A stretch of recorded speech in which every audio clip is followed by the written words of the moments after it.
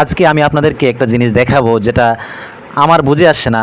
আমি আপনাদের কাছে প্রশ্ন রাখবো, আপনাদেরকে এই বিষয়টা আমি প্রশ্ন করতে চাই যে আপনাদের বুঝে আসছে কিনা।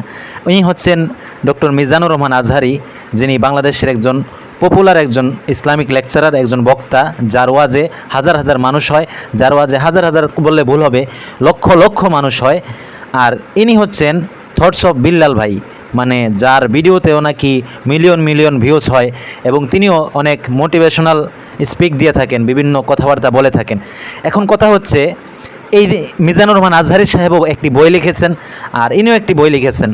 এবং আমি যে বিষয়টা আপনাদেরকে বলতে চাইতেছি, মিজানুর রহমান আজহারি সাহেব যে বইটি লিখেছেন সেই বইটার দাম হবে প্রায় 1700 থেকে 1800 টাকার সম্ভবত বইটার দাম দিয়েছে।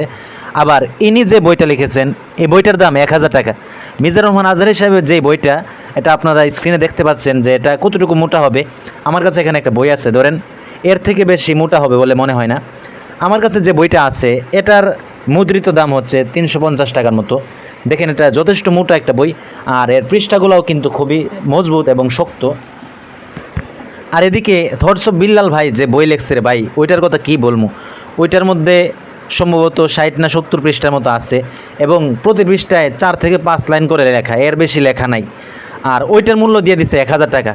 ওই বইটার মূল্য 1000 টাকা কীভাবে দিচ্ছে সেটা সেই ভালো জানে।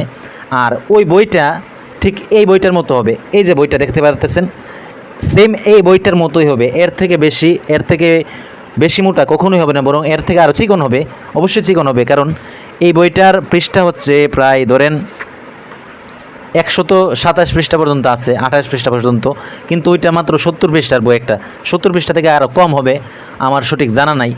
দেখেন 70 পৃষ্ঠা 60 পৃষ্ঠা লেখার পরে তাও প্রতি পৃষ্ঠার মধ্যে 4 লাইন 5 লাইন 6 লাইন লিখে একটা বই লিখে সে কি করছে, সে এটাকে 1000 টাকা দাম দিয়ে দিচ্ছে। আর মিজানুর রহমান আজহারি সাহেব, তার বইটা এতটুকু মোটা, সে এই বইটার দাম 1800 টাকা দিয়ে দিয়েছে।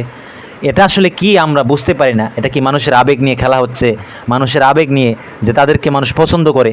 থটস অফ বিল্লাল ভাইকেও কিছু কন্টেন্ট ক্রিয়েটর আছে, কিছু মানুষ আছে পছন্দ করে। আজহারি সাহেবকে ইসলামিক অঙ্গনের যারা ওয়াজ নসিহত শুনতে চায় এরকম মানুষ অনেক পছন্দ করে। আপনারা কি আপনাদের এই যে ভ্যালু, এটাকে কাজে লাগিয়ে আপনারা বিজনেস করতে চান কিনা, এটা আপনাদের কাছে আমার প্রশ্ন এবং জাতির কাছে প্রশ্ন। সকলে বিষয়টা খেয়াল করবেন এবং এই প্রশ্নের উত্তরটা দিয়ে যাবেন। ভালো থাকেন সবাই, সুস্থ থাকেন। আসসালামু আলাইকুম।